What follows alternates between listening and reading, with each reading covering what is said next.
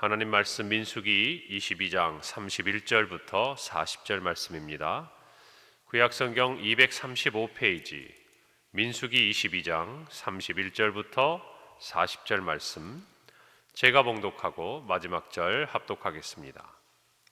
그때 여호와께서 발람의 눈을 밝히심에 여호와의 사자가 손에 칼을 빼들고 길에 선 것을 그가 보고 머리를 숙이고 엎드리니 여호와의 사자가 그에게 이르되 너는 어찌하여 내 나귀를 이같이 3번 때렸느냐? 보라, 내 앞에서 내 길이 사악하므로 내가 너를 막으려고 나왔더니 나귀가 나를 보고 이같이 3번을 돌이켜 내 앞에서 피하였느니라. 나귀가 만일 돌이켜 나를 피하지 아니하였다면 내가 벌써 너를 죽이고 나귀는 살렸으리라. 발람이 여호와의 사자에게 말하되 내가 범죄하였나이다. 당신이 나를 막으려고 길에 서신 줄을 내가 알지 못하였나이다. 당신이 이를 기뻐하지 아니하시면 나는 돌아가겠나이다. 여호와의 사자가 발람에게 이르되 그 사람들과 함께 가라. 내가 내게 이르는 말만 말할지니라. 발람이 발락의 고관들과 함께 가니라. 발락은 발람이 온다 함을 듣고 모압 변경의 끝 아르논 가에 있는 성읍까지 가서 그를 영접하고, 발락은 발람에게 이르되 내가 특별히 사람을 보내어 그대를 부르지 아니하였느냐? 그대가 어찌 내게 오지 아니하였느냐? 내가 어찌 그대를 높여 존귀하게 하지 못하겠느냐? 발람이 발락에게 이르되 내가 오기는 하였으나 무엇을 말할 능력이 있으리이까? 하나님이 내 입에 주시는 말씀 그것을 말할 뿐이니이다. 발람이 발락과 동행하여 기럇 후솥에 이르러서는 함께 있습니다. 발락이 소와 양을 잡아 발람과 그와 함께한 고관들을 대접하였더라. 아멘. 우리가 신앙생활을 하는 가운데 있어서 제가 주일 설교에도 말씀을 드렸지만 가장 기본적인 것은 우리가 해야 할 일, 하나님이 우리에게 명령하신 그 말씀들을 따라 순종하는 것, 그리고 하지 말아야 할 일, 하나님께서 금하시고 하나님의 뜻이 아닌 기뻐하지 않는 일은 하지 않는 것을 분별하는 것이 저와 여러분에 있어서의 신앙의 중요한 요소라고 말씀을 드렸습니다. 우리가 하나님에 대한 지식이 쌓여가면, 하나님이 어떤 분인지를 알게 되면, 하나님의 성품을 깨닫게 되면 저와 여러분은 어떤 일은 이것은 하나님이 기뻐하시는 일이므로 우리가 더욱 힘을 써야 하고, 어떤 일은 이것은 하나님이 금하신 일이기 때문에 우리 스스로가 자신을 돌아보고 조심하고 또 돌이켜야 한다는 것들을 깨닫게 됩니다. 오늘 우리가 함께 말씀을 나누고 있는 이 발람의 이야기도 하나님께서 가지 말라고, 함께 하지 말라고 하신 그 말씀이 있었음에도 불구하고 그는 자신의 탐심에 이끌려 가는 것을 우리가 봅니다. 우리가 가는 길이 하나님 앞에서 바른 길인지 아니면 바르지 않은 길인지, 이것들을 분별할 수 있는 것이 우리 신앙에 있어서 중요한 것입니다. 만약 그것을 모르면 오늘 발람처럼 하나님이 막으시고 또 진노하시는 그 길을 하나님이 허락하셨다고, 하나님이 이 길을 가도록 나에게 말씀하셨다고 착각하고 자기의 탐심에 이끌려 그 길을 가고 있는 것을 봅니다. 오늘 말씀에 있는 대로 여호와의 사자가 자신을 향하여 칼을 들고 기다리고 있는 것을 깨닫지 못하고 기쁜 마음으로 자기의 뜻이 이루어졌다라고 가고 있는 것이죠. 오늘 31절에 보니까 그때 여호와께서 발람의 눈을 밝히시매 여호와의 사자가 손에 칼을 빼들고 길에 선 것을 그가 보고 머리를 숙이고 엎드렸다라고 기록합니다. 나귀의 입을 여셔서 하나님께서 정말 발람이 가는 그 길이 어떤 길인지를 알게 하셨는데, 이제 하나님께서는 발람의 어두워진 영의 눈을 밝히시는 것을 우리는 봅니다. 우리가 살아가면서 이 영적인 세계에 대한 우리의 눈이 열려야 하나님의 뜻이 어디에 있는지, 또 하나님의 인도하심이 어떠한지 그것들을 저와 여러분이 깨달을 수가 있는 것이죠. 이 영적인 세계를 볼 수 있는 눈은 오직 하나님만이 우리에게 열어주실 수 있는 것입니다. 그 눈이 열려야 우리 눈에 보이는 이 세상에 그와 같은 어떤 삶의 부분뿐만 아니라 하나님의 나라에서 어떠한 일들이 이루어지고 있고 하나님께서 우리의 삶에 어떤 일을 시작하고 이끌어가고 계시는지를 깨달을 수가 있는데, 그걸 깨닫지 못하고 보지 못하고 걷다 보면 우리 앞에 놓여 있는 하나님의 진노와 같은 우리의 삶의 위험들을 피할 수가 없는 것이죠. 반대로 그것이 열리고 그 눈을 보게 되면 우리는 믿음으로 어려운 길이라 할지라도 담대하게 나아갈 수 있는 것이고, 또 하나님의 진노의 길이라면 돌이킬 수가 있는 것입니다. 그러므로 저와 여러분이 살아가면서 우리가 성도로서 세상 사람들과 다른 것이 있다면 이 영적인 세계, 영적인 눈이 열리도록 기도해야 합니다. 이렇게 말씀을 드리면 어떤 신비한 것, 오늘 성경에 있는 것처럼 나귀가 말을 하고 또 영적인 눈이 열려서 여호와의 사자가 서 있는 것을 본다? 물론 하나님께서는 이와 같은 일들을 오늘도 행하실 수 있는 능력의 하나님인 것이 분명합니다. 그러나 우리가 꼭 이와 같이 신비로운 체험 또는 저와 여러분의 삶에 있어서 어떤 극적인 부분들을 쫓지 않는다 하더라도 우리는 우리의 영적인 세계의 눈을 떠서 볼 수 있다는 것을 분명히 아셔야 됩니다. 영적인 눈이 열리려면 우리에게 있어서 말씀과 기도의 훈련이 필요해요. 디모데전서 4장 5절 말씀에 보면 하나님의 말씀과 기도로 거룩하여진다라고 말합니다. 거룩하여진다는 게 어떤 의미입니까? 하나님의 성품, 그 거룩을 닮아갈 수 있다는 것이죠. 다시 말하면 하나님이 하라고 하시는 일은 하는 일에 힘을 쓰고, 또 하나님이 하지 말라고 하신 일은 스스로가 금할 수 있는 그 일들이 우리로 하여금 거룩의 성품으로 닮아가도록 만든다는 것입니다. 결국 이것을 우리가 알고 배울 수 있는 가장 직접적이고도 효과적인 신앙에 있어서의 훈련의 장이 어디냐? 말씀을 대하는 자리라는 거예요.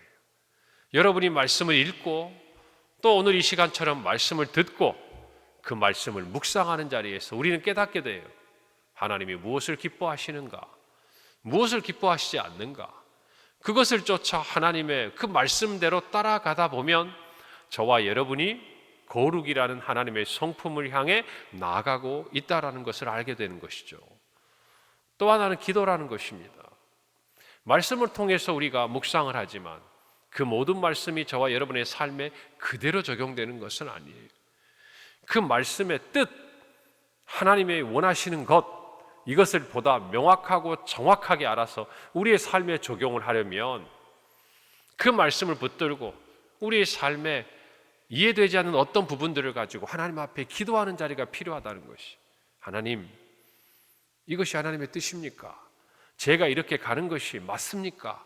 오늘 이 발람처럼 자기의 탐심을 쫓아서 하나님의 말씀이 분명히 함께하지 말고 가지 말라고 말씀하셨는데도 하나님께 조르고 자기의 탐심을 쫓아서 하나님의 말씀과 하나님의 뜻을 거역하고 바꾸려고 하는 그런 시도가 아니라 예수님처럼 정말 내 마음과 내 생각을 고하지만 그러나 하나님의 말씀대로 순종할 수 있는 그 기도의 자리에서 우리는 하나님의 거룩이라는 성품을 닮아가는 것이, 여러분, 그래서 저와 여러분이 신앙 가운데서 이 말씀과 기도라는 것들을 빼고 나면 알맹이가 다 빠져버린 거예요.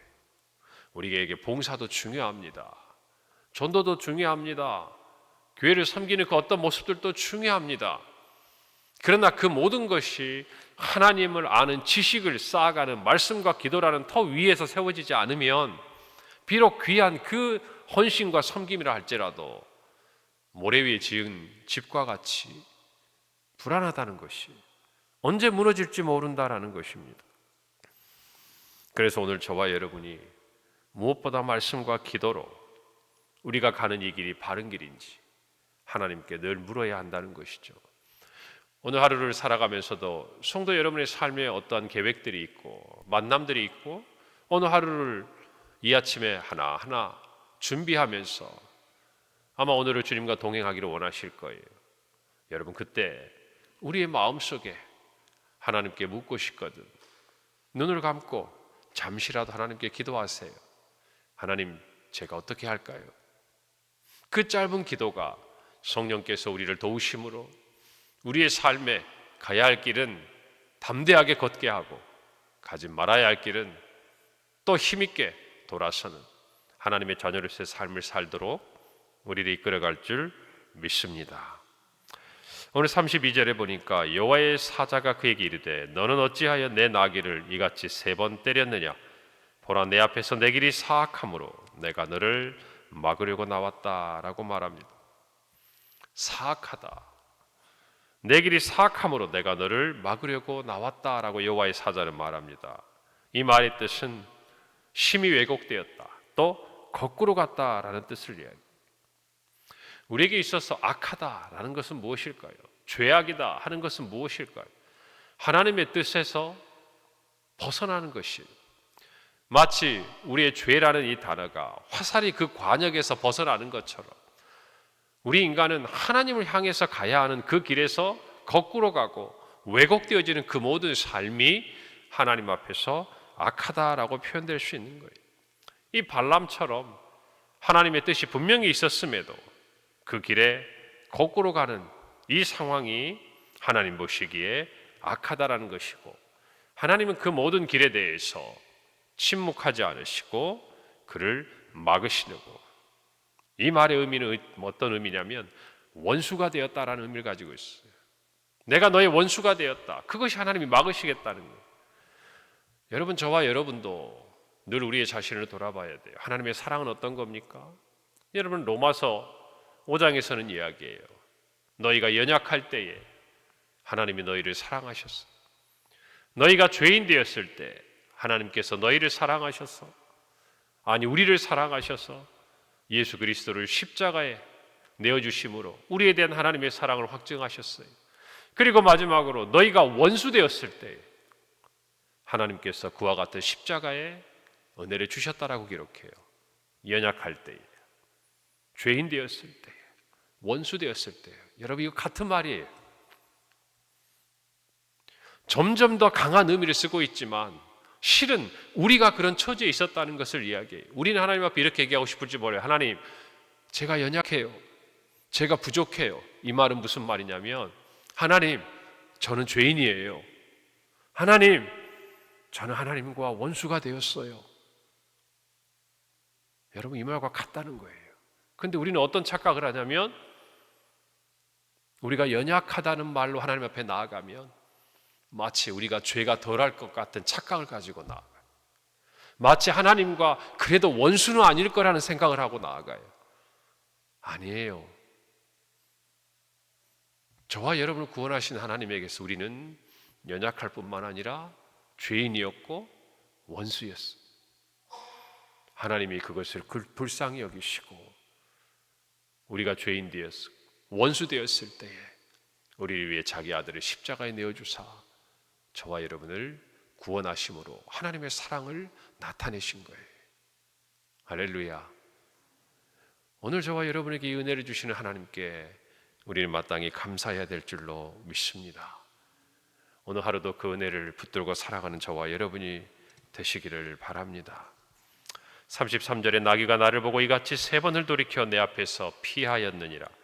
나귀가 만일 돌이켜 나를 피하지 아니하였다면 내가 벌써 너를 죽이고 나귀는 살렸으리다.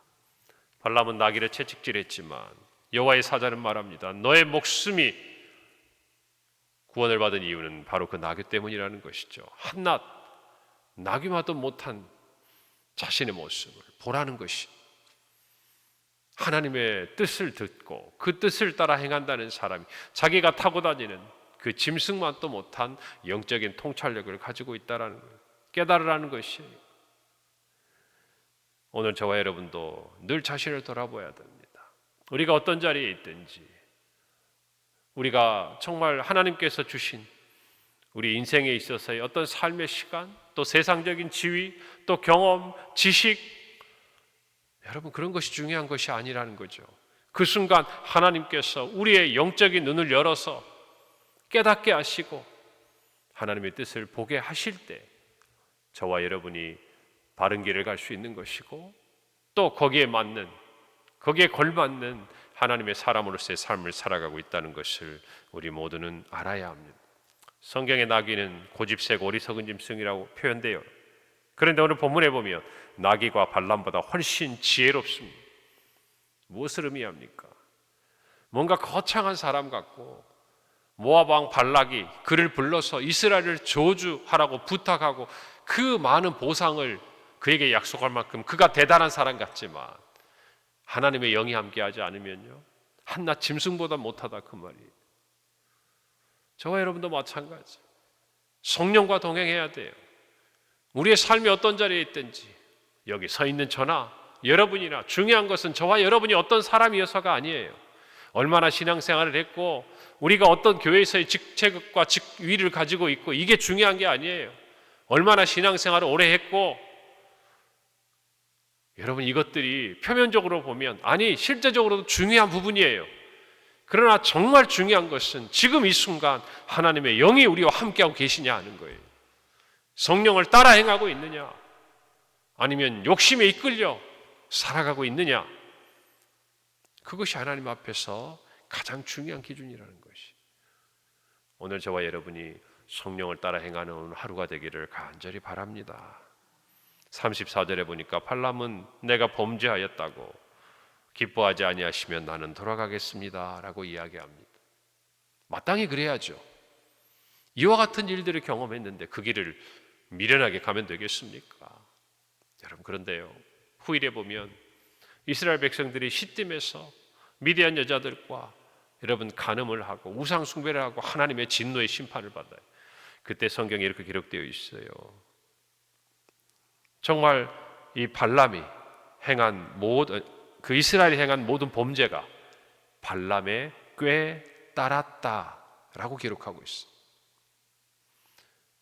여러분, 그는 이 순간만큼은 기적적인 어떤 정말 신비한 체험을 하고 나서 돌이켜 가겠다고 했지만 결국 그는 그 길에 빠져 넘어지고 있는 것들을 저와 여러분이 볼 수 있는 거예요. 여러분, 저와 여러분이 돌이키는 것, 회개하는 것은요, 하나님 앞에서 우리의 중심을 통해서, 우리의 삶의 회개를 통해서 나타나야 하는 것이에요. 그 순간 어떤 상황을 모면하고 그 순간 어떤 두려움을 피해보고자 하는 것들은 진정한 회개가 아니라는 것이. 오늘 저와 여러분이 이 발람을 통해서 우리 자신의 모습들을 돌아보고 돌이켜야 할 것들이 있다면 분명하고 철저하게 돌이키기를 바랍니다. 그러나 하나님은요, 오히려 함께 가라고 말씀하셨어요. 하나님의 뜻이 있는 거예요. 발락은 발람을 불러서 이스라엘 백성을 저주하기를 원했지만 하나님은 도리어 그를 통해서 이스라엘 백성을 축복하기를 원하셨어요. 사람의 모든 계획은 무너지도록 그들의 뜻대로 발락은 발람을 불렀고 발람은 발락에게 갔지만 그들이 원했던 것이 이루어진 것이 아니라 하나님의 뜻이 이루어진 거예요. 할렐루야.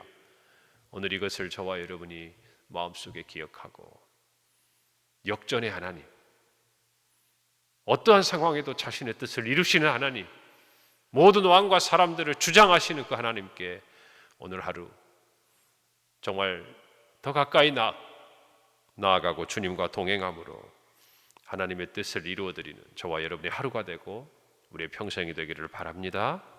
기도하겠습니다. 하나님 아버지, 은혜를 감사합니다. 오늘 주신 말씀을 마음에 새깁니다. 우리의 영적인 눈을 열어주시고 밝혀주사 오늘 하루 주의 말씀과 또 기도로 주님과 동행하고 성령을 따라 행하는 우리 모두가 되게 하여 주시옵소서. 가야 할 길에 서 있게 하시고 가지 말아야 할 길은 돌이키는 우리 모두가 되게 하여 주시옵소서. 하나님 아버지, 우리가 연약하고 죄인되고 원수되었을 때 우리를 사랑하신 하나님의 그 은혜를 잊지 아니하고 늘 우리 자신을 돌아보고 주님 앞에 겸손히 나아가는 우리 성도들의 하루요 우리의 평생이 되게 하여 주시옵소서. 인간의 모든 계획, 아니 그보다 높고 크고 위대하신 하나님의 뜻이 이루어짐을 깨닫고 우리의 삶에서 하나님의 말씀대로 인도함 받는 오늘 하루 우리 모든 성도들의 삶이 되게 하옵소서.